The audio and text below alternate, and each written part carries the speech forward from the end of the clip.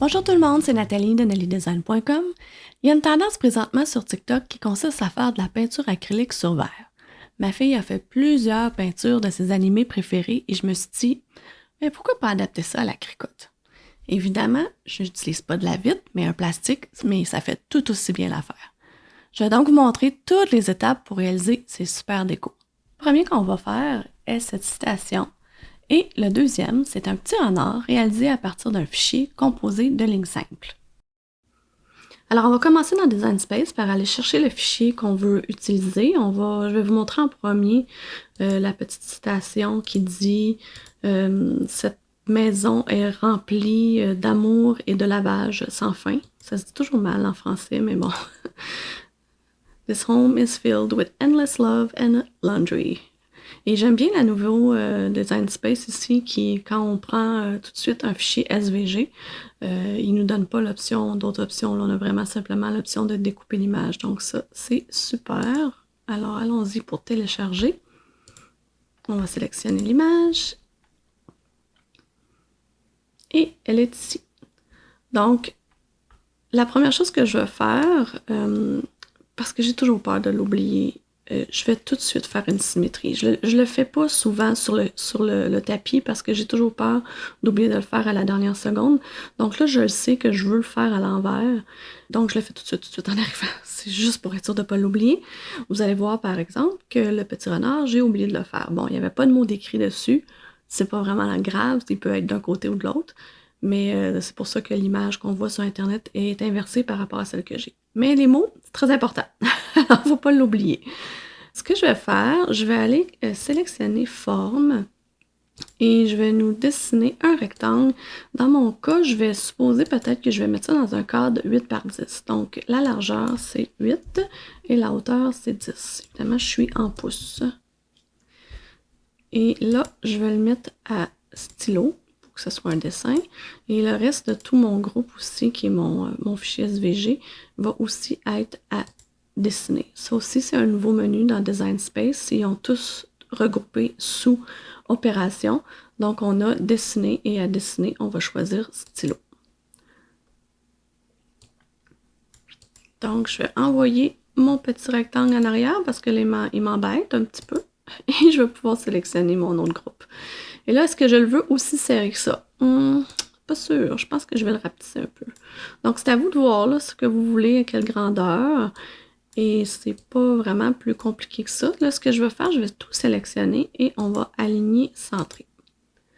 Là, mon petit truc, pour pouvoir vraiment aller placer mon acétate ou mon plastique au bon endroit, je vais, pendant que tout ça est sélectionné, je vais aller positionner mon rectangle, parce que là, il prend évidemment la forme le plus en haut à gauche, c'est le rectangle. Donc, je vais aller le positionner à 1 en X et à 1 en Y.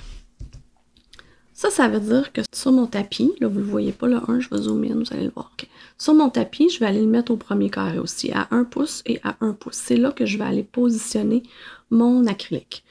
Et pour m'assurer que le dessin est au bon endroit, quand que je vais faire créer, je vais y dessiner un petit cercle, tout petit. Vous m'avez peut-être déjà vu faire ça dans d'autres vidéos. J'aime bien faire cette petite technique-là. De point 1 à point 1, vraiment minuscule. Puis je vais aller le mettre aussi à stylo dessiné. Donc celui-là, par exemple, on va le mettre à point 25 et point 25 en Y. Pourquoi? Parce que c'est la marge que Design Space laisse sur le tapis pour placer les images sur le tapis. Donc, on a lui à point 25, point 25. On a notre plastique à 1,1. On a notre design qui est bien centré au bon endroit sur notre plastique. Donc, évidemment, on ne veut pas dessiner un rectangle comme ça. Fait que lui, on va fermer son œil. Et là, on va sélectionner tout ce qu'on a ici et on va l'attacher. Ce que ça va faire, si je vais appuyer sur Créer ici, vous allez voir que tout est bien positionné. Là, on peut s'imaginer le rectangle qui commence à 1,1 et qui a 8 de large, donc il va se rendre jusqu'à 9. Donc, on voit à l'œil que c'est bien positionné et bien centré. Alors, c'est en plein ça qu'on veut et on va juste simplement appuyer sur continuer. Et là, on va attendre que ça connecte avec la Maker. Donc, une fois que c'est connecté, vous pouvez parcourir tous les matériaux. Ce que j'ai sélectionné, moi, c'est complètement en bas. Dans la dernière catégorie, j'ai pris le premier en haut, c'est-à-dire de l'acrylique fin 1 mm. Ça a super bien fonctionné. Donc, vous pouvez tout à fait utiliser ça aussi. Puis, on est prêt à insérer le crayon. Je vous montre ça tout de suite. Alors, ce qu'on va avoir besoin, c'est du plastique craft, comme ça. Ça, c'est la feuille couverture que j'ai achetée sur Amazon. Un crayon Sharpie. Je ne sais pas si vous voyez bien, c'est bien écrit peinture et c'est à base d'huile. Et ça va nous prendre l'adaptateur. Cet adaptateur-là, je l'ai acheté chez Springbok Craft Supplies sur Etsy. Je vous mets le lien sur mon blog. Et puis, vous allez voir, c'est super simple à utiliser et ça fonctionne très bien. Donc, première chose à faire, c'est de couper le plastique à la grandeur qu'on veut. Ça, c'est l'avantage de ne pas utiliser de la vitre. Donc, je vais, pour moi, le couper à 8 par 10 pour faire la petite station que je veux faire.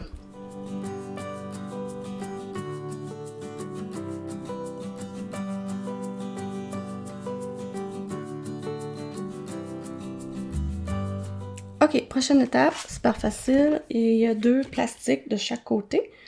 Donc, on a besoin d'enlever d'un côté le plastique.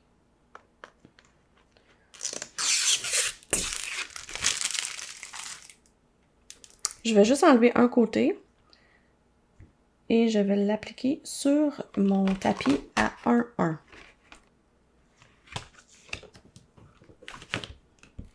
Ensuite, si vous voulez être sûr que ça ne va pas dessiner sur votre tapis, vous pouvez mettre un petit tape ici si vous ne voulez pas que ça dessine sur votre tapis.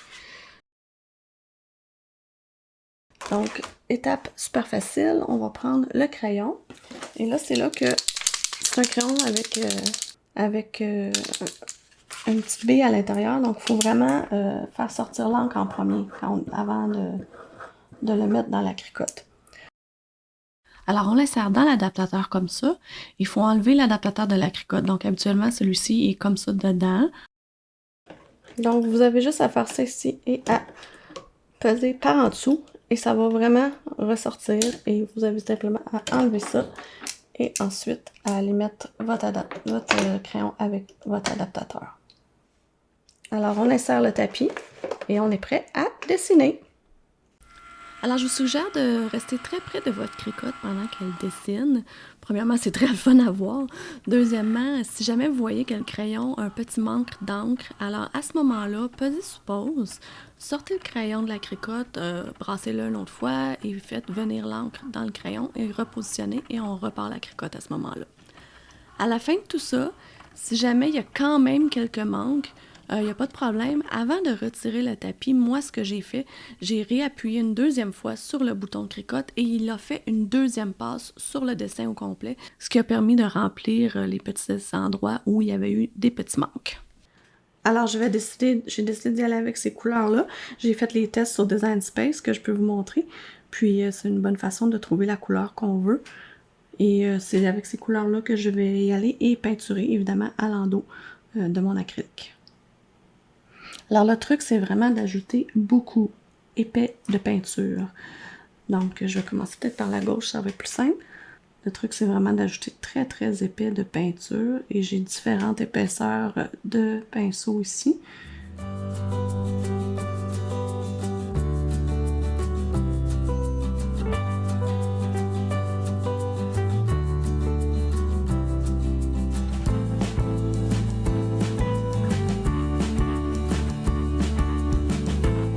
Une bonne chose à avoir sous la main, c'est un petit cure-dent. Si jamais on dépasse, on peut aller gratter comme ça.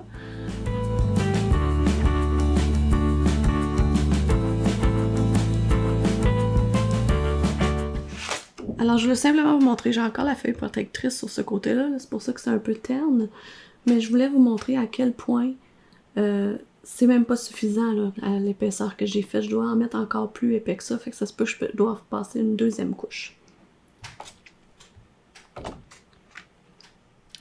Pour le Endless, j'ai décidé de m'amuser un petit peu puis faire de l'ombre. Donc, j'ai pris un peu de brun que j'ai mélangé dans le jaune pour le rendre un peu plus ombragé, si on veut. Hein? C'est pas compliqué, c'est ça que je vais faire. Puis, je vais prendre le même petit pinceau. Puis là, je vais m'imaginer que j'ai un soleil qui s'en vient ici. Donc, tout ce qui est en dessous, je vais lui ajouter une petite ligne d'ombre. Donc, c'est pas tout évident à comprendre quand on fait ça. Mais bon, on y va comme on le sent, là. Donc, ici...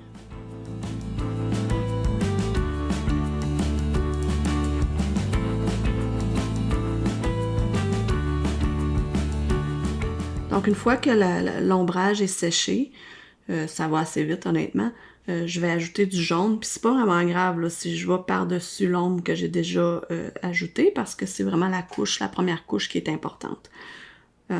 Aussi, ce que je veux vous dire, c'est qu'il faut pas y aller en peinturant. Il faut vraiment y aller en tapotant, si on veut. Donc, on tapote comme ça, toc, toc, toc, toc, toc, une couche assez épaisse de peinture. Si vous y allez puis vous étirez comme ça, ben, on va juste voir au travers. C'est vraiment la limite de la peinture, là, comme ça, en faisant des petits pointillés, si on veut.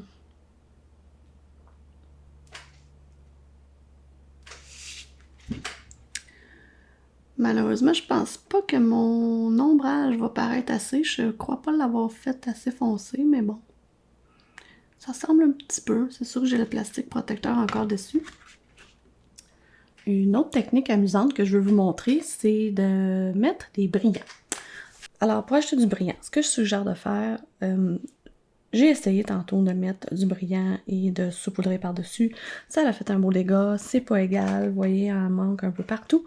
Donc, ce que je suggère plus de faire, c'est d'ajouter du Mod Podge sur votre tapis et de mélanger du brillant et d'aller l'appliquer au pinceau, ce que je vais faire.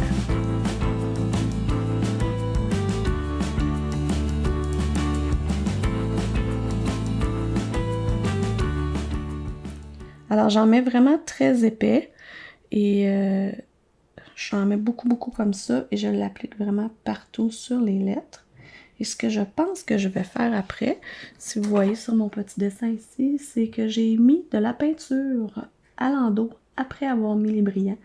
Et je pense que ça fait vraiment joli. Puis c'est ce que je vais faire là, sur mon mot tout de suite après. Alors, pour le mignon renard, la chose à faire, c'est pareil comme tantôt. Donc, on va aller chercher le renard. C'est un fichier en ligne simple. Donc, on n'aura pas... C'est vraiment un fichier pour dessiner, on le voit ici. Sauf que ça fait quand même une chose bizarre quand on l'importe dans Design Space parce qu'il devient par défaut à découper. Donc, à découper, on voit ce que ça fait. Il y a certaines formes qui sont remplies et d'autres non. Il ne faut pas s'en inquiéter. Il faut simplement aller sélectionner stylo. Donc, une fois qu'on a le stylo ici, la première chose que j'aurais dû faire, c'est faire la symétrie aussi sans oublier. Et c'est ce que j'ai fait. J'ai oublié quand je l'ai fait. Je pense que j'étais juste trop énervée de le faire. Mais honnêtement, c'est pas vraiment grave là, que la fleur soit à gauche ou à droite. Ça fait joli tous les deux. Donc, pour vous montrer aussi des fichiers en ligne simples comme ça, vous pouvez aussi en trouver dans Design Space, dans Cricut Access.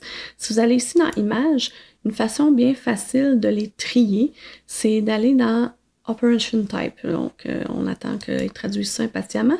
On a Draw Only avec le petit crayon à côté, donc c'est quand même facile à trouver. Et là, on peut avoir tous les fichiers qui sont disponibles dans Cricut Access. Si vous êtes membre, vous allez voir de prix à côté. Moi, je ne suis pas membre pour le moment. Mais si vous voulez, vous pouvez en avoir tout plein. Et aussi, si vous préférez aller regarder ceux qui sont gratuits, on en a des gratuits aussi un peu partout comme ça. Donc, super le fun d'aller faire le tri comme ça par là et de pouvoir trouver d'autres images. Si je reviens à mon petit renard, moi, je regardais pour le faire sur un 5 par 7. Donc, un peu comme on a fait tantôt, on va aller faire une forme rapidement. Cette fois-ci, un 5 par 7. Et je ne devrais pas cliquer à côté, mais plutôt de faire Enter. Donc, on va aller dessiner le stylo et on va aller positionner le petit renard à l'intérieur qui est beaucoup trop gros pour mon 5 par 7. Donc, là, je vais envoyer le cadre en arrière avec le bouton droit pour pouvoir regarder si ça, j'aime ça. Donc, j'aime ça comme ça. Je vais aligné, centré. Et pendant que tout est sélectionné, je vais aller faire ma position à 1 et 1, parce qu'on va faire exactement la même chose que tantôt. Donc 1 et 1, le rectangle est là. Et comme tantôt, on va se dessiner un petit cercle rapidement à point 1. Enter, et on va aller le positionner à point 25.